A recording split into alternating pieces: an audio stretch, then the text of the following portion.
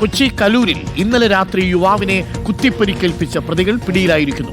നേപ്പാൾ സ്വദേശി ശ്യാം, കണ്ണൂർ സ്വദേശി റോബിൻ എന്നിവരാണ് പിടിയിലായത്. മെട്രോ സ്റ്റേഷന് മുന്നിൽ ഉറങ്ങാൻ കിടക്കുന്നതിനിടെയുണ്ടായ തർക്കമാണ് കത്തിക്കുത്തിൽ കലാശിച്ചത്.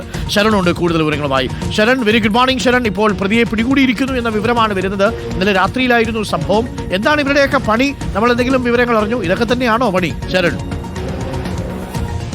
Arunkumar, good morning. എന്തായാലും ഈ കേസിലെ പ്രതികളെ പിടികൂടാൻ കഴിഞ്ഞിരിക്കുന്നു എന്നുള്ളതാണ് ഏറ്റവും പ്രധാനപ്പെട്ട കാര്യം. ഇന്നലെ രാത്രി 9:30 കൂടിയാണ് ഈ സംഭവം ഉണ്ടായത്. അതായത് കലൂർ സ്റ്റേഡിയം മെട്രോ സ്റ്റേഷന് മുന്നിൽ സ്ഥിരമായി ഉറങ്ങാൻ കിടക്കുന്നവരാണ് ഇവർ തമ്മിൽ ചില കാര്യങ്ങൾ പറഞ്ഞുകൊണ്ട് വാക്ക് തർക്കമുണ്ടാകുന്നു. അതാണ് പിന്നീട് കൃത്യത്തിലേക്ക് നയിച്ചതെന്നുള്ളതാണ് പോലീസ് പറയുന്നത്. തൃശൂർ സ്വദേശിയായ യുവാവിനാണ് കുത്തേറ്റത്.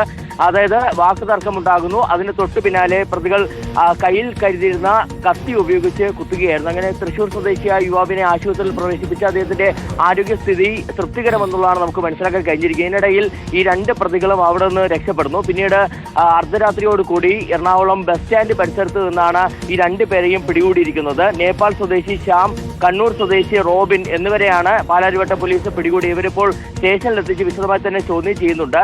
നേരത്തെയും ഇവർ പ്രശ്നങ്ങൾ ഉണ്ടാക്കുക, അതായത് ഇവർ തമ്മിൽ പ്രശ്നങ്ങൾ ഉണ്ടായിരുന്നു എന്നുള്ളത് കൂടിയാണ് ആ പ്രദേശവാസികളും പറയുന്നത്. അങ്ങനെ സ്ഥിരമായ പ്രശ്നമുണ്ടാക്കുന്ന ആളുകളെ കൂടിയാണ് ഇപ്പോൾ പോലീസ് പിടികൂടിയിരിക്കുന്നത്.